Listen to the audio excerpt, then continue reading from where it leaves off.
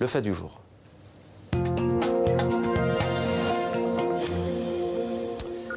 Avec nous pour en parler, Christophe Deloire, soyez le bienvenu sur TV5 Monde. Vous êtes le secrétaire général de Reporters sans frontières. Alors RSF dénonce un climat, je cite, de haine à l'encontre des journalistes qui se développe notamment en Europe. Ce n'est pas forcément l'endroit dans lequel on penserait qu'ils sont le plus menacés. Pourquoi climat de haine ? Parce que regardons ce qui se passe dans le monde. Regardons aux Philippines, le président qui dit que les journalistes n'échapperont pas aux assassinats. Aux États-Unis, le président Trump qui utilise des termes qu'empruntait Joseph Staline en qualifiant les journalistes d'ennemis du peuple. Et il y a des petits Trump dans les États fédérés au fond des États-Unis. Il n'y a pas que le grand Trump à Washington. Regardons ce qui se passe en Inde, où des armées de trolls à la solde du parti au pouvoir, du parti de Modi, maudissent les journalistes et font peser un climat d'intimidation contre eux. Et puis regardons en Europe.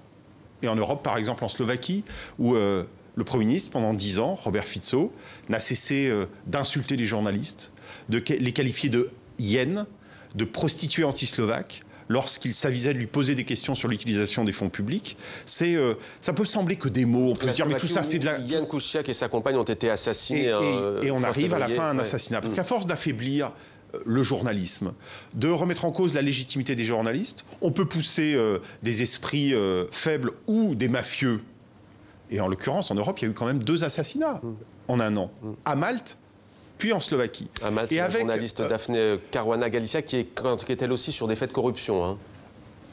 En fait, même type d'enquête sur l'évasion fiscale, la corruption, les mafias. Jan Kuciak en Slovaquie, c'était d'ailleurs, c'était pas un journaliste de terrain, c'était pas un grand reporter qui va prendre des risques sur une zone de conflit. C'était même pas un journaliste d'investigation qui va rencontrer des sources qui peuvent être dangereuses. C'était un journaliste de données. C'est quelqu'un qui analysait les données, essentiellement fournis par les rapports fournis par l'Union européenne, mais qui, en enquêtant, a quand même fait en sorte, malheureusement, que des tueurs viennent chez lui et l'abattent, lui et sa compagne. Vous avez cité plusieurs points noirs en début d'entrevue.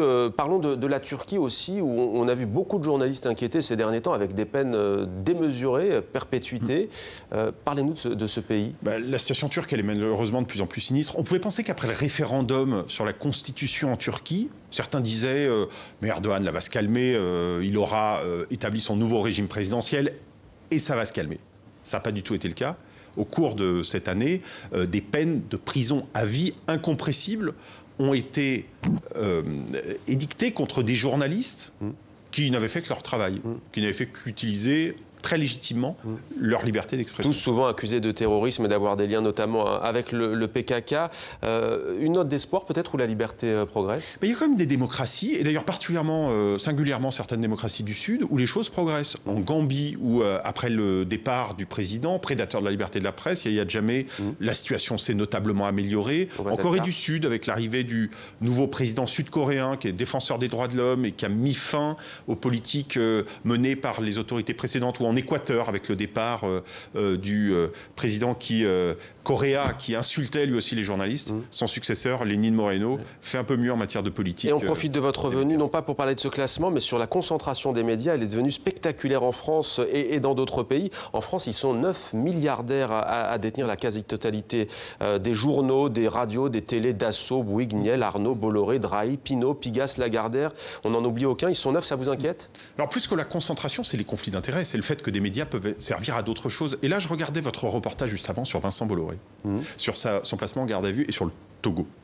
Je n'ai pas enquêté sur le sujet, je n'ai rien à dire là-dessus. Ce que je sais, en revanche, parce qu'on a protesté, parce qu'on est intervenu auprès de Canal+, c'est que les affaires de Vincent Bolloré au Togo ont eu une influence éditoriale sur Canal+, la chaîne qu'il possède, où des contenus d'enquête ont été retirés du site internet, ou à l'inverse des contenus promotionnels et purement promotionnels, c'en était drôlatique, ont été diffusés, mais tout ça manifestement c'était pour que des chaînes de télévision, un groupe de médias servent d'autres intérêts. Ça c'est insupportable. L'indépendance éditoriale, c'est un enjeu essentiel pour que les journalistes puissent exercer leur rôle de tiers de confiance. Merci beaucoup.